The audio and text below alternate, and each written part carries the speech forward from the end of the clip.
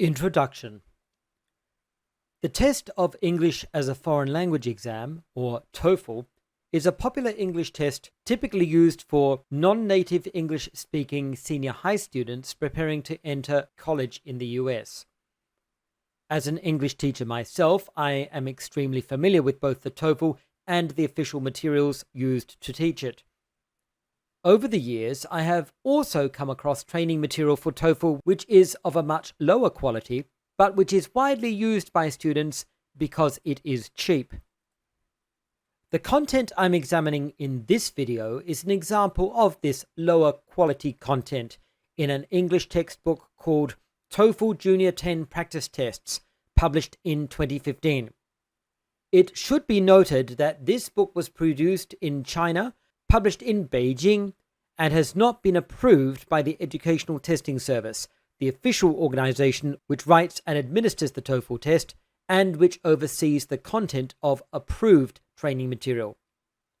However, this book is part of a series which is used widely in Asia, especially in Vietnam, China, and Taiwan, and is advertised specifically as having been, quote, written by two specialist and qualified teachers who are highly experienced in training learners for TOEFL Junior tests, end quote. Consequently, it has been used to teach tens of thousands of students, perhaps hundreds of thousands of students, for years. Material from this book and others in the series can also be found on many Chinese language English teaching websites, so it's potentially reaching millions of people each year. I'll show the content in sections, commenting on it as I do so. Since I'm using so little of the overall book content, and since I've already made the decision to keep my channel unmonetized, I'm well covered by relevant fair use legislation, especially since my own content using this material is both critical and transformative. This video examines a particular article in the book covering these topics. 1. US Iraq and Afghanistan war propaganda. 2. How did US soldiers respond to these letters? Use the timestamps in the video description to navigate the content. US Iraq and Afghanistan war propaganda. The content I'm examining in this book is in the form of a reading article for students. Here's the first section. Quote, some soldiers who have been serving in Iraq and Afghanistan recently made special stops at schools around the United States. They stopped by to share their experiences and to thank students for letters and packages they sent. End quote. So now we know the topic of this article. It's about soldiers in the US Army visiting schools around the nation and thanking students for correspondence they wrote and sent to the soldiers while the soldiers were on active duty in Iraq and Afghanistan. This also helps date the text, since although the book was published in 2015, the Iraq War officially ended in 2011, so this text is being used well past the date of its original relevance. I suspect it may have been recycled from a reading passage written much earlier than the book was published. We may well ask why US schoolchildren would be writing letters to US soldiers on active duty overseas, especially soldiers involved in conflicts of highly contested legal and ethical legitimacy. Who introduced them to this idea? And why did their teachers consent? Did their parents consent? The passage continues. Quote, keep the cards and letters coming, Sergeant Alan Len told students who have been writing all year long. We read some of the cards you guys wrote over and over again. Some of the soldiers don't get any mail, so your letters mean a lot to them. The soldiers even hang the cards around their doors, so the inspirational greetings are the last things they see as they head off to work in Iraq. End quote. Now we discover that the students were writing encouraging messages to the overseas US soldiers, who apparently greatly appreciated their support. The fact that the students were writing these supportive letters indicates that they were told the US soldiers were doing the right thing and were worthy of encouragement. The language the text uses to describe the soldiers is noteworthy. It not only calls the students' letters inspirational, reinforcing their importance, but also uses the phrase, quote, head off to work in Iraq, end quote, to describe the actions of the US soldiers. When we remember that these US soldiers in Iraq are actually in the country specifically to kill, and that tens of thousands of Iraqi civilians were murdered by direct US military actions, and hundreds of thousands more died indirectly from the same actions, then the phrase off to work should be particularly repugnant. This is the euphemistic language of propaganda, not only concealing the hideous truth from the students who would read this text, but also normalizing and legitimizing the concept of US soldiers going to war overseas, depicting it as nothing more than people going off to work. The text continues, quote, in Shelby County, Alabama, students welcomed Sergeant Demir Lyko to their school. They had written letters to Lyko's army unit in Afghanistan. The letters mean the world to us, Lyko said. We sit around our table, all of us reading. The letters put smiles on my troops' faces. End quote. This language is clearly intended to depict these letters as positive, wholesome, and a welcome encouragement to US soldiers. Readers are being conditioned to regard the letters as entirely appropriate and highly valuable. Remember, this book has been read by countless thousands of students over the last 7 years, all of them being exposed to US war propaganda in the form of English teaching material. The text continues, quote, Lyko presented the students with an American flag that flew in Afghanistan. He hoped the students see this flag as something special. This is the greatest country in the world, and that flag represents this country and freedom, Lyko told a news reporter. End quote. This is completely undisguised nationalism in the service of war propaganda.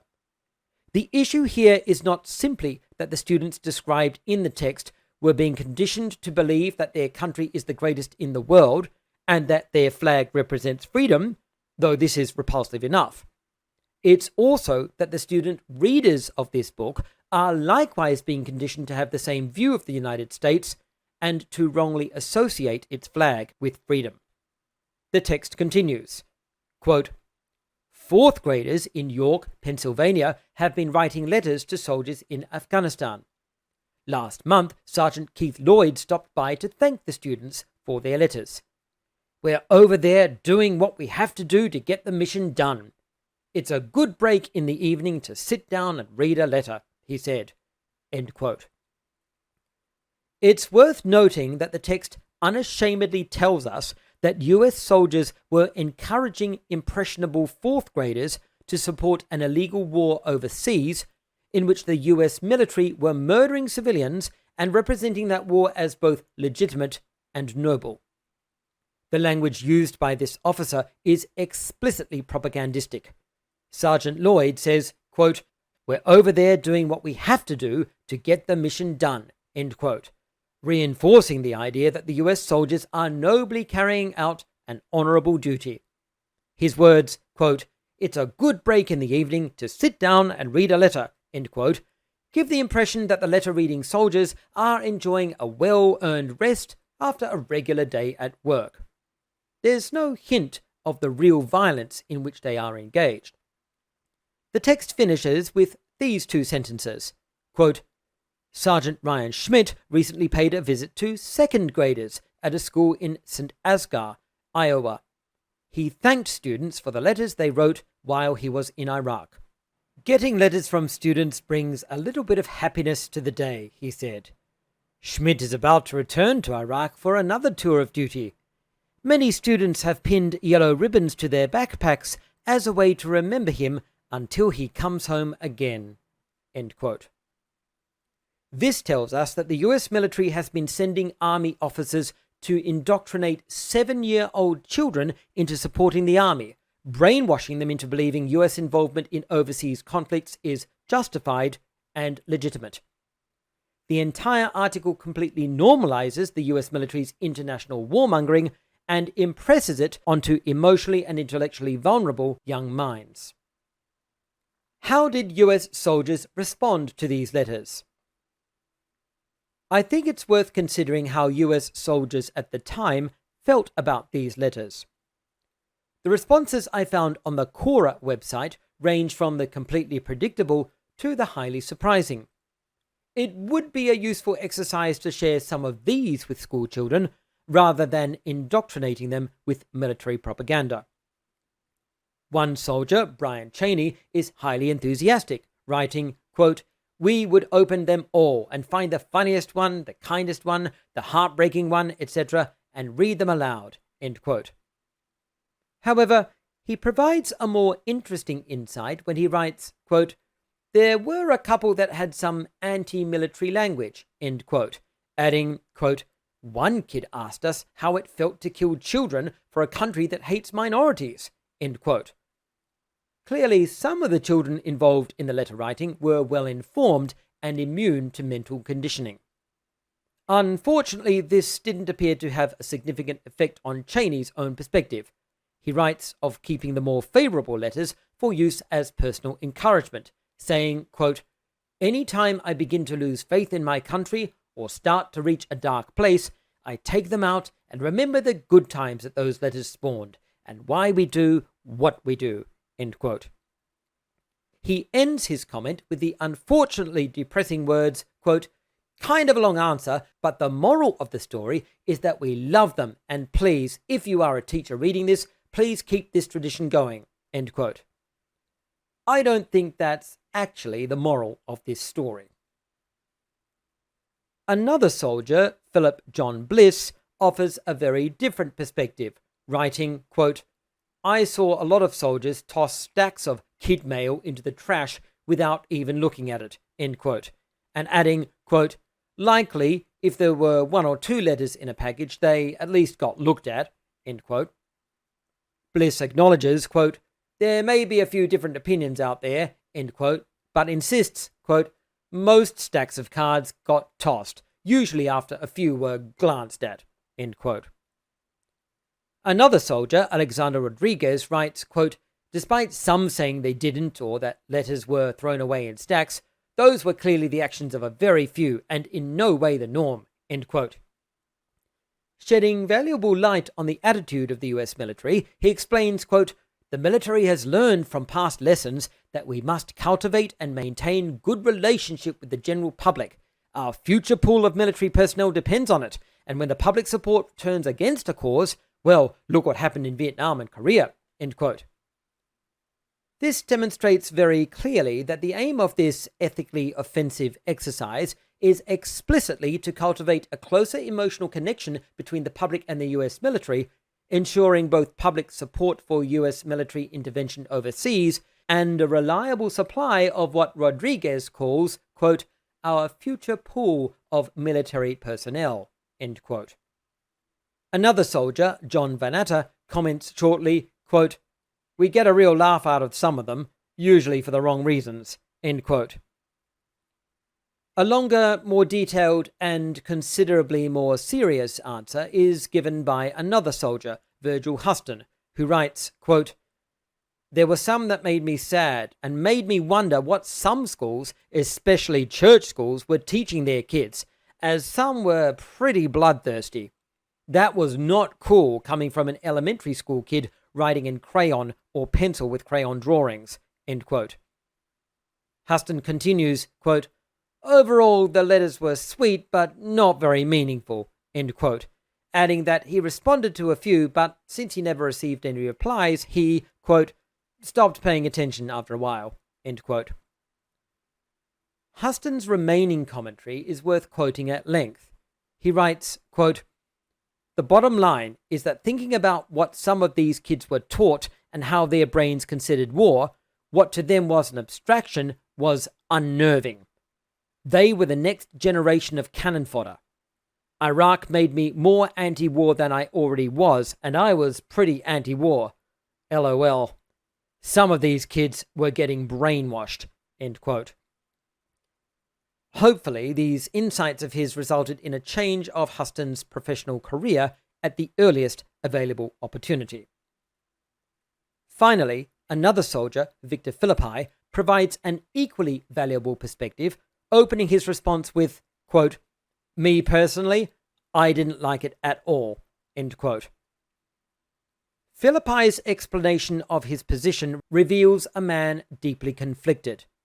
He explains, quote, "Frankly, I never knew what to say or how to respond to letters from children," end quote, adding, quote, "I couldn't tell them about how much I hated the war and the things I was doing," end quote. More terrible still, he continues, quote, "Surely I couldn't tell them about some of the messes I had to deal with, like the time a group of gunmen showed up to a kid's soccer game and murdered them all in cold blood," end quote. He leaves unexplained exactly who these gunmen were. Philippi's additional commentary shows he was strongly affected by his experiences. We are not obligated to feel sympathy for him, and indeed outrage and disgust would be more appropriate emotional responses.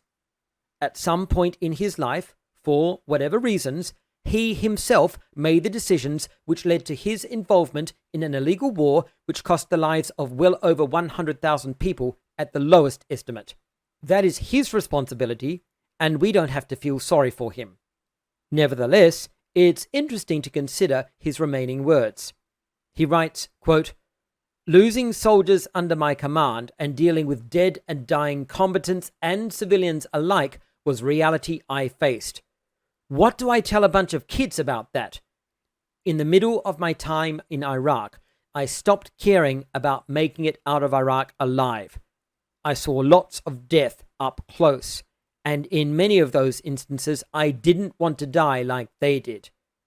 Also, I didn't feel like I had anything to return to," end quote. His next words provide some hope that he at least learned something from the consequences of his earlier decisions. He writes, quote, "Do I tell kids about those sorts of struggles, where suicide started to seem like a reasonable solution? After a grueling day of killing and combat patrols, do I tell the kids about how hollow I felt inside? I personally didn't feel any sense of pride or glory or patriotism when I was stuffing body bags. How am I supposed to take words like, 'Thank you for your service'?" End quote. Philippi ends his comments by saying that the children's letters, quote, "didn't help my morale at all," end quote, and, quote, "only highlighted to me the increasing disconnect between me and civilians," end quote. If you're an educator in a position to talk to children about the wars in Iraq and Afghanistan, this, I suggest, is far more appropriate material to expose them to, with, of course, appropriate wording, context, and preparation. This is what they should really be hearing. Conclusion. This book was originally published at least as early as 2011 and has been republished several times since, at least as recently as 2016. It is certain that during that time, hundreds of thousands of students have been exposed to its content, if not millions. It is rather ironic that this book was written by two Chinese authors, published in Beijing, and marketed mainly to the Southeast Asian market. It is especially ironic that this textbook has also been printed and used in Vietnam since 2015, given that country's horrific historical encounter with the US military. This content is completely inappropriate for an English language teaching textbook. It is particularly insidious because it introduces pro-US military propaganda to a susceptible, non-native English-speaking audience, in particular, in the case of Taiwan, an audience which is likely to be less knowledgeable about the facts concerning US military operations around the world, and which is already encouraged by the Taiwan government to see the US as an ally and force for good.